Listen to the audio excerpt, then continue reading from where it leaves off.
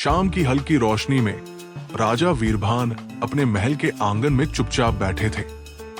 एक राजा की तरह नहीं, बल्कि एक ऐसे इंसान की तरह जिसे कोई सपना बार बार परेशान कर रहा हो। उनके भीतर कुछ जल रहा था, एक सपना, एक पुकार, एक पहचान जो अधूरी थी। जब उन्होंने आंखें खोली, उन्हें सिर्फ एक नाम याद था, पर रास्ता नहीं। माथे पर मुकुट था, पर दिल में यादें, ऐसी यादें जो उन्होंने कभी जानी नहीं थी। समंदर की लहरें, मंदिर की घंटियां और एक चेहरा जो कभी देखा नहीं, लेकिन मन से कभी गया भी नहीं। जब उनकी आंखों से आंसू गिरे, धरती ने पहली बार वर्षों बाद कमल खिला दिया। एक ऐसा जंगल जहां कभी आग नहीं पहुंची थी। वहां पेड़ आपस में कुछ कह रहे थे। फिर जमीन हिली।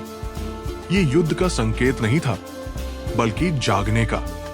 भुजंग सेन, अग्नि की सूंड वाला युद्ध हाथी, पत्थर से बाहर निकला। उसकी आंखें बुजुर्गों जैसी थी, और वो झुक गया क्योंकि उसे किसी के लौट आने की आहट मिल चुकी थी। वो उस गुफा में ध्यान मग्न बैठी थी, जहां कभी आकाश ने भी सिर झुकाया था। देवी वैराग्नी, जो आग को भूल सकती है और माफ भी कर सकती है। उनकी सांसों से हवा कांप उठी और शांति ने ब्रह्मांड को रोक दिया। जो समुद्र और तलवार का पुत्र है, उन्होंने कहा, वो फिर से जागा है। इस बार उसे सब याद रहेगा। वो कभी राजा था और बन भी सकता था, लेकिन ताकत का जहर धीरे धीरे आत्मा तक उतर गया। इसलिए तक्षक ने हमला नहीं किया, वो चुपचाप सो गया। जब एक आवाज ने उसकी नींद तोड़ी, उसने आंख खोली। इस बार भी उसने फुसफुसाते हुए कहा, मैं दया को ही चुनूंगा।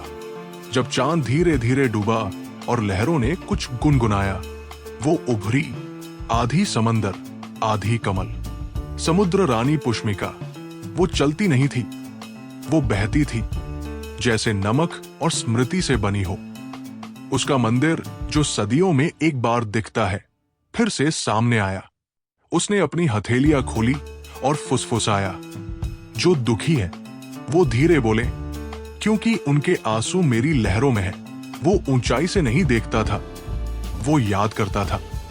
उद्यवाग, आकाश का बाज राजा, हवा में नहीं उड़ता था, वो इरादों में उड़ता था।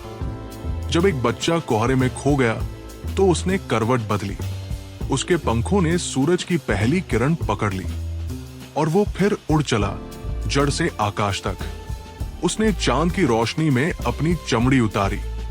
नागराव, वो नाग जो भुला दिया गया था, अंधेरे से नहीं, बल्कि चुप्पी से निकला। जहां तक्षक ने शांति को चुना, नागराव ने चुना शुद्ध जहर।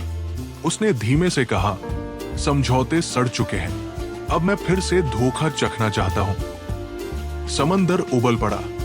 जैसे ही समुद्र की सबसे गहराई टूटी, वहां से आग निकलने लगी।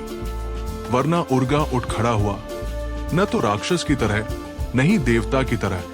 वो उठा जैसे याद लौट आई हो। उसकी सांसें लावा बन चुकी थी। उसके कदम धरती को जला रहे थे। उसके पास कोई आवाज नहीं थी, बस फैसला।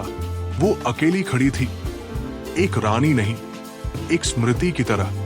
उसके सामने समंदर की दहाड़ थी और लहरें उठ रही थी, लेकिन सुरभि बस सांस ले रही थी। ना तलवार थी, ना अग्नि, बस मौन। जैसे ही वो मौन गूंजा, समंदर दो भागों में बंट गया और सारी हलचल थम गई। ऊपर आकाश झुका, नीचे जल थमा, और बीच में एक स्त्री खड़ी थी। अब युद्ध नहीं, अब यात्रा थी। और इस तरह एक स्त्री के मौन ने समंदर की दहाड़ को थाम लिया। पर यह तो बस शुरुआत थी। अगर आपको यह कथा पसंद आई तो वीडियो को लाइक करें, सब्सक्राइब करें और अपनी राय नीचे कमेंट में जरूर बताएं।